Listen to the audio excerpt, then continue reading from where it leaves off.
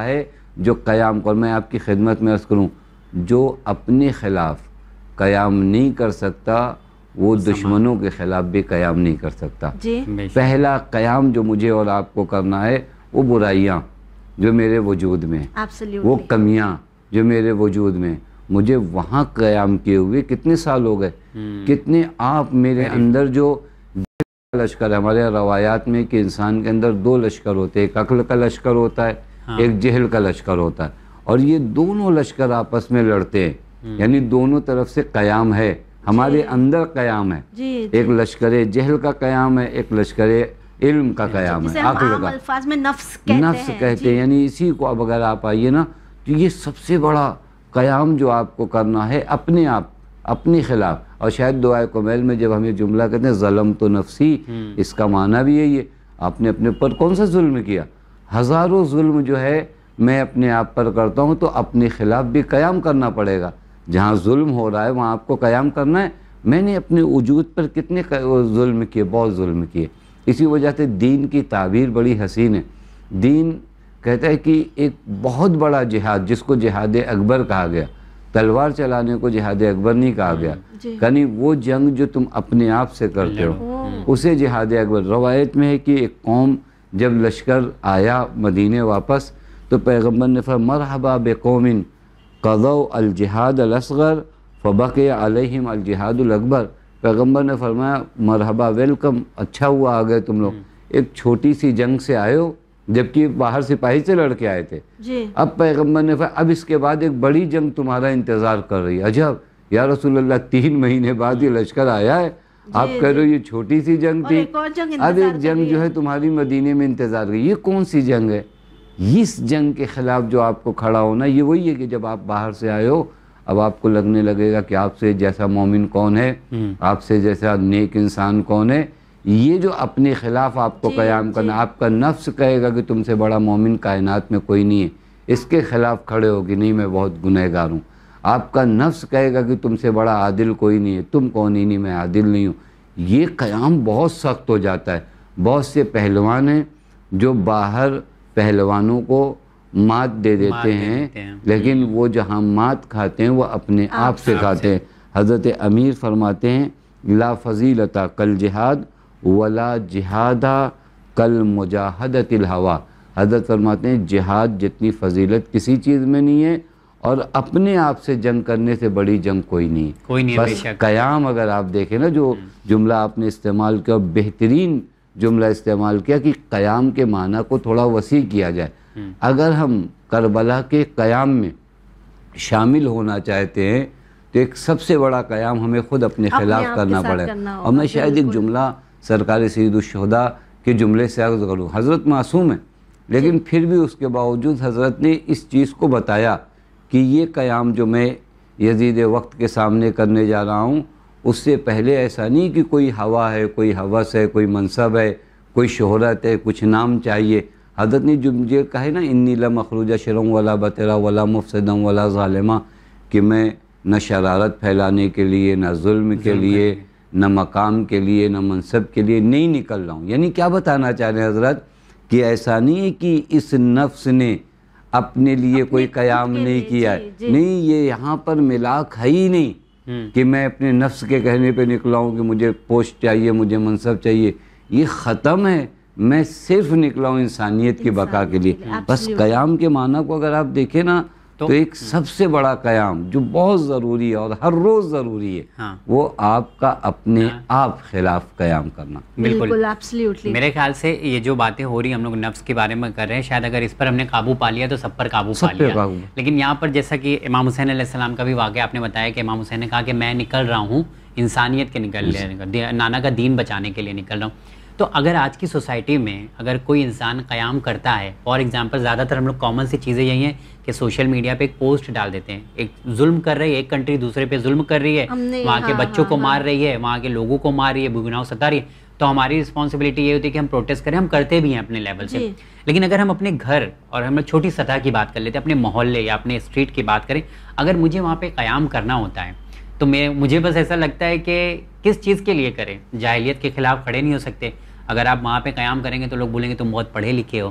چوری لوگ کر رہے ہیں سوسائٹی میں، لیکن آپ کھل کے بول نہیں سکتے کہ فلاں سا شخص جو ہے چوری کر رہا ہے. اگر کچھ غلط سوسائٹی میں ہو رہا ہے، ہمارے حسینیہ میں یا ہمارے مسجد میں ہو رہا ہے، اگر آپ وہاں قیام کر دیں تو آپ کو بائیکاٹ کر دیا جاتا ہے. تو قیام ہمیں کرنا کہاں ہے اور کس چیز کے لیے کرنا ہے اور کیسے کرنا ہے؟ جی دیکھیں کربلا کے درس میں یہ ہے کہ ہر برائی کے خلاف قیام کریے. بٹ آج کے دور میں بہت مشکل ہے. یہ امام حسین کے لیے بھی کہیں آسان نہیں تھا. اگر کسی کو یہ لگنے لگے کہ ہر قیام کے بعد آپ کے لیے لوگ صحرا لے کر کھڑے ہوں گے، پھول لے کر کھڑے ہوں گے کہ کیا صاحب آپ نے کتنا اچھا کام کیا، تو یہ تو آپ انتظار میں رکھیے کہ اگر آپ اس طرف جا رہے ہو جس طرف لوگ جا رہے ہیں تو آسان ہے، لیکن آپ الٹا جا رہے ہو جس طرف سے لوگ آ رہے ہیں اور اس طرف آپ جا رہے ہو تو وہاں پہ ٹکراؤ ہوتا ہے. جب کبھی ممبئی کی ٹرین آپ پکڑنے جا جب لوگ اتر رہے ہوتے ہیں، جب سمت ایک ہو تو ٹکراؤ نہیں ہوتا ہے. جب آپ تھوڑا سے مخالف بنو گے، جب آپ تھوڑا سے ان باتوں کی جانب توجہ دلاؤ گے جس کو معاشرہ نہیں سننا چاہتا ہے، جس کو آپ کے گھر والے نہیں سننا چاہتے ہیں، جہاں پر آپ کے اپنے وجود کو بدلنا میں آسان کروں. مثلا میں اپنے گھر میں ہوں، چیزوں کو بکھیر کے رکھتا ہوں اور مجھے اچھا لگتا ہے کہ میری چیزیں بکھری رہیں. وہاں پر اگر کوئی ایک آدمی آئے اور ایک ہلکا سے احتجاج کرے کہ کیا کر رکھا ہے تم نے، مجھے لگے گا کہ کیا کر دیا تم نے، اتنی بڑی میری توہین کر دیا. اب یہ معلوم ہے کہ یہاں پر کام سخت ہے، لیکن مجھے شروعات ایسے ہی کرنا. میں نے عرض کیا نا، سب سے پہلے شروعات اپنے آپ سے کرنا تھا، پھر اس کے بعد ہم آتے اپنی سطح پر اور آ کر واقعاً جہاں پر بھی برائی ہوتی، جہاں پر بھی برائیاں تھیں. اور آخری مرحلہ کم سے کم کربلا آپ کو یہ سکھاتی ہے کہ اگر اس مقام پر آپ کے بولنے سے اثر نہیں ہوتا، اگر آپ کے قیام کرنے سے اثر نہیں ہوتا، تو کم سے کم اپنے دل کی ناراضگی کو پیش کرو تاکہ تم اس معاشرے میں مل نہ جاؤ. یہ دیکھیں بعض اوقات بعض لوگ کہتے ہیں کہ خوب دل کی ناراضگی سے ہمارا کیا بن بگڑ جائے گا، خوب ہم ظالموں سے ناراض ہیں تو اس سے ظالم کا کیا نقصان ہو رہا ہے. کوئی نہیں، آپ ظالم نہیں بن رہے ہو. اگر یہ معاشرے میں یہ آپ کا فائدہ ہو رہا ہے. میں یہ عرض کر رہا ہوں، بعض اوقات کہا جاتا ہے کہ خوب ہم نہیں ناراض ہیں، اگر ہم ناراض بھی ہو جائیں تو فلاں ظالم کا کیا بگڑ جائے گا. اس کا بگڑنا نہیں ہے، آپ کے بگڑنے سے ڈر لگ رہا ہے. اچھا یہی نفس میں بھی آ جاتا ہے جو آپ نے یہی نفس ہے، یہی ہو جائے گا. چونکہ ہوتا کیا ہے، دھیرے دھیرے جب آپ اس چیز کو دیکھیں گے کہ یہ عام چیز ہے، کل کے دن آپ اس بابت گھس جاؤ گے، آپ ان چیزوں کو انجام دو گے تو پھر آپ کو کچھ بھی برا نہیں لگنے والا. لیکن اگر یہ برائی اگر آپ کو بری لگ رہی ہے اور آپ راضی نہیں ہو تو کم سے کم آپ اس برائی سے وہ فاصلہ طے کیے ہوئے جو فاصلہ ابھی آپ کے لیے ضروری تھا. ایبسلیوٹلی. اور اگر ساجد اگر ہم لوگ بیسک لیول پہ بات کریں نا، جیسے کہ گھریلو ایشوز کی بات کریں، گھریلو ایشوز میں قیام یا اپنی آواز اٹھانے کی بات کریں، تو اکثر یہ بھی ہوتا ہے مولانا صاحب کہ جب ہم آواز اٹھانے لگتے ہیں نا تو ظلم اپنے آپ کمزور پڑ جاتا ہے، تاکہ ایٹ لیسٹ کوئی اس کے خلاف بول رہا ہے. احسن تم، یہ تو خود بہت اچھی چیز ہوتی ہے کہ کیونکہ اگر مجھے لگنے لگے کہ کوئی نہیں بول رہا ہے، کچھ بھی نہیں کر رہا، میں مسجد میں کچھ بھی کروں کوئی کچھ نہیں بول رہا، میں امام بارگاہ میں کچھ بھی کروں کوئی کچھ نہیں، حتیٰ میں گھر میں اگر آپ کی خدمت میں عرض کروں کہ اگر کوئی بھی کتنے بجے بھی آ رہا ہے کچھ بھی نہیں بولا جا رہا ہے تو پھر اس کا مطلب ہے کہ کھلی چھوٹ ہے. لیکن اگر وہیں پر اب یہ اور بات ہے، تھوڑا سے یہ بھی چونکہ مطلب اہم ہے تو میں عرض کروں، تھوڑا سے احتجاج کرنے کا طریقہ ہمارا، وہ سسٹم احتجاج کیسے کیا جائے وہ ہم نہیں سمجھ پاتے. بعض اوقات ہم پہلے سٹیپ پر آخری لیول کا احتجاج کرتے تو معاملہ خراب ہو جاتا ہے. میں اگر ایک چھوٹا سے کام ہوا اس کے لیے آپ واویلا مت مچا دیجئے، ہو سکتا ہے بعض جگہوں پہ صرف یاد دہانی کرا کے معاملہ حل ہو جائے. میں آپ کی خدمت میں عرض کروں، ایک بچہ گھومتے ہوئے چلا ہے، مسجد میں گلاس رکھا تھا، اس کے پیروں سے لگ گیا. اب ہم کو لگے کہ ہم سے بڑا مومن کون ہے، اور یہ امام کا مال تھا اور یہ امام کا گلاس تھا اور چندے کے پیسے سے آیا تھا اور ہم کو ایسا کر دینا ویسا کر دینا، ہمارے گھر کا اگر کوئی خراب کرے تو ہم کو برا نہیں لگتا، مولا امام حسین کا مال. یہ آپ نے واویلا مچایا ہے، یہ جگہ نہیں تھی. اس بچے کو آپ بڑے آرام سے ایک مرحلے، یہ بھی قیام تھا آپ کا، میں بھی اس سے بائی مسٹیک ہوا یہ کبھی کبھار یہ اس طرح کے لوگ اور زیادہ نقصان دہ ہوتے ہیں جو اس طرح کے قیام کرنے والے ہوتے ہیں. یہ ہزار ظلم خود کریٹ کرتے، یعنی یہ ایک ظلم کو ختم کرنے کے لیے یہ 10,000 ظلم ان کی وجہ سے ہونے لگتا ہے. اور بہت طریقہ بھی غلط ہوتا ہے. جیسا آپ نے کہا، میں خود بھی مسجدوں میں جب جاتے ہیں نا، ہم لوگ دیکھتے ہیں نا نیلم کہ بہت سارے لوگ نئے آتے ہیں، انہیں پتہ نہیں ہوتا کہ کہاں بیٹھنا، کہاں کیا ہے، پر آپ کو نہیں پتا کہ یہ کون سی سوسائٹی سے آیا ہے، لکھنؤ سے آیا ہے، حیدرآباد سے آیا ہے، بنگلور سے آیا ہے، کرناٹک، کوئی بھی اسٹیٹ سے آیا ہے، کوئی بھی شہر سے. پر اگر وہ کوئی مسجد میں آتا ہے ممبئی کی، تو میں نے یہاں پہ لوگوں کو خود دیکھا، ارے ادھر چپل لوگ یہاں کر رکھ رہے ہو، یہاں رکھو. اب اس کو کیا پتا، مس بہیو کر دیتے ہیں، پانی یا وضو کا. یہ بھی آپ کا ایک ہلکا سے قیام تھا، لیکن یہ قیام ایسا تو نہیں ہوتا کہ سامنے والے کی انسلٹ کر دی جائے, توہین کر دی جائے, وہ بیچارہ ڈر جاتا ہے, وہ ڈر جاتا ہے, وہ کہاں آ گیا. آپ اپنے لیول پہ اس کو دیکھنے لگتے ہو کہ آپ 20 سال سے اس مسجد میں آ رہے ہو, آپ کو ایک ایک کونا پتا ہے, وہ آدمی آج آیا ہے, آپ اس کو دیکھنا ایسا چاہتے ہو جیسے 20 سال سے. وہ خود ڈرا ہوا ہے, وہ خود ڈرا ہوا ہے کہ یہاں پہ نماز کون پڑھانے والا ہے, کیسے پڑھانے والا ہے. بالکل جی مول صاحب, جہاں ہم قیام کی بات کر رہے ہیں ساجد, تو ہم اکثر یہ دیکھتے ہیں کہ قیام کربلا کی بھی بات کریں تو امام حسین علیہ السلام کے ساتھ 72 لوگ تھے. تو آج بھی لوگ یہی سوچتے ہیں کہ جب اگر قیام کرنا ہو ساجد یا آواز اٹھانی ہو تو پہلے ہم ایک دوسرے کو فون کر کر پوچھتے ہیں کہ بھائی میرا ساتھ دو گے نا تو ہی میں اپنی آواز اٹھاؤں گا. اور اگر لوگ منع کر دیں تو لوگ پھر نا کسی بھی چیز کے آواز اٹھانے, غلط کے خلاف آواز اٹھانے سے پہلے سوچتے ہیں, ڈرتے ہیں. تو کیا قیام کرنے کے لیے, آواز اٹھانے کے لیے لوگوں کا ساتھ ہونا ضروری ہے, کمپلسری ہے؟ کبھی کبھی تو ایسا ہوتا ہے نیلم, ساتھ تو مل بھی جاتا ہے, بعد میں چھوڑ دیتے. دیکھیے اب یہ ہوتا ہے کہ ہم جب دنیا کے بھروسے اٹھتے ہیں تو دنیا تو ہر جگہ آپ کا جو ہے اعتماد توڑتی ہے. ایک بہت اہم چیز ہوتی ہے, میں آپ کی خدمت میں عرض کروں, قیام میں لوگوں کا ہونا تو اہم ہے, اس میں کوئی شک نہیں ہے, اس میں ہونا چاہیے, اس کا ضروری ہے, یہ کامیاب جلدی ہوگا, یہ معاملہ اچھا ہوگا. جو اگر لوگوں کی ضرورت ایسے نہ ہوتی تو کئی خطوط حضرت نے بصرہ لکھے, کوفہ لکھے, چونکہ سب کو ساتھ لے کر چلنا ہے نا, جب سب کو ساتھ لے کر چلنا ہے تو افراد ہونی چاہیے اور افراد کی ضرورت ہے.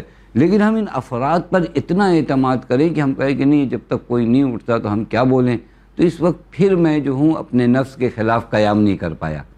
اس قیام نے جو مجھے قیام کرنے سے روکا ہے کہ وہ پہلا قیام میں نہیں کر پایا اپنے نفس کے خلاف, جو کہ میرا نفس کہتا ہے اکیلے رہ جاؤ گے. معلوم ہے کہ راستہ قرآن کریم کہتا ہے ان الذین قالوا ربنا اللہ ثم استقاموا تتنزل علیہم الملائکہ الا تخافوا ولا تحزنوا. وہ لوگ جو کہتے ہیں ربنا اللہ, ہمارا رب اللہ ہے, تو اس کے بعد اتنے میں کام حل نہیں ہوتا. ثم استقاموا, جب آپ کہتے ہیں کہ اب آپ کا رب اللہ ہے تو پھر آپ کو ڈٹنا پڑے گا, پھر آپ اکیلے ہو جاؤ گے, پھر آپ تنہا ہو جاؤ گے, پھر ہو سکتا ہے آپ کا ساتھ دینے والا کوئی نہ ہو. لیکن ظلم کے خلاف وہ ہلکا سا اثر بھی آپ چھوڑ کر چلے جاؤ. اب دیکھیے قیام کربلا میں ابتدا میں لوگوں کو نہیں سمجھ میں آیا, آج جا کر کربلا کی برکتیں آپ کو سمجھ میں آ رہی کہ کربلا میں کیا ہوا تھا. نہیں تو ابتدا میں لگا کہ پوری دنیا ایک طرف تھی, 72 ایک طرف تھے. اس زمانے میں امام حسین خود لوگوں کو سمجھا رہے ہیں, بلکہ امام کو لوگ بولنے کے مت جی, یعنی پوری دنیا ایک طرف ہے, 72 ایک طرف ہے. خوب کوئی کہے گا کہ 30,000 کے لشکر کم سے کم جو تھا, اس 30,000 کے لشکر کے خلاف آپ جو قیام کر رہے تھے لڑیں گے تو کیا ہوگا. آخر میں آپ شہید ہو جائیں گے, آپ کے لاشیں پامال ہو جائیں گے, آپ کے خواتین کو بے پردہ بے ردا جو ہے دیار بدیار پھرایا جائے گا. اب دیکھیے اس قیام میں صرف تنہائی نظر آ رہی ہے, اس قیام میں صرف تنہائی نظر آ رہی ہے. وقت 30,000 کا 72 سے یوں عدد کے لحاظ سے اگر دیکھا جائے تو کیا ہے, لیکن در حقیقت یہی کربلا پھر ہمیں آپ کو سکھاتی ہے کہ تمہارا کام جو ہے آواز لگانا ہے, آواز پہنچانا خدا کا کام ہے. تم آواز اٹھاؤ, اس آواز کو با اثر کیسے بنایا جائے گا یہ خدا کا کام ہے. امام حسین اس وظیفہ بندگی کو انجام دینا. آپ پورے قیام کربلا کو اگر کبھی دیکھیں نا, بہتوں نے بہت سے ریزن دیے, مولا ایسا ہے, وہ کوفے والے ویسے ہیں ویسے.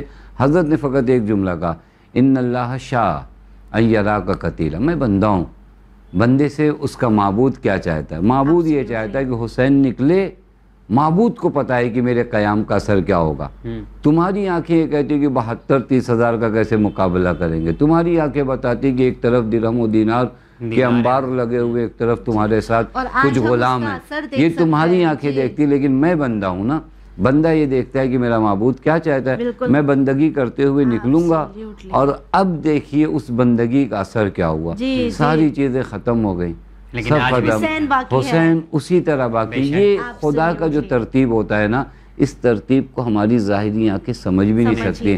خدا جب تدبیر کرتا ہے, خدا جب تدبیر کرتا ہے, خدا کی تدبیر کے آگے کوئی سازش نہیں چلتی. اسی لیے قرآن کہتے ہیں یریدون لیطفئوا نور اللہ بافواہہم واللہ متم نورہ ولو کرہ الکافرون. یہ چاہیں گے نور خدا کو خاموش کرنا, اللہ چاہتا ہے اپنے نور کو باقی رکھنا. دیکھیں آپ قیام کریے خدا کے لیے, خدا اس قیام کو باقی رکھے انشاءاللہ ڈیفینیٹلی. لیکن نیلم دیکھا ہوگا تم نے ایسا کہ ہم لوگ کبھی کبھی قیام کرتے ہیں. فار ایگزامپل جیسے میں نے کہا تھا کہ ایک لڑکا ہے اپنے گروپ یا انجمن یا سوسائٹی میں ہوتا ہے, وہ بولتا ہے کہ میں NGO کھولتا ہوں اور اس میں لوگوں کی فیس دوں گا, لوگوں کو ایجوکیشن کے لیے آگے بڑھاؤں گا اور لوگوں سے کلیکٹ کروں گا پیسہ.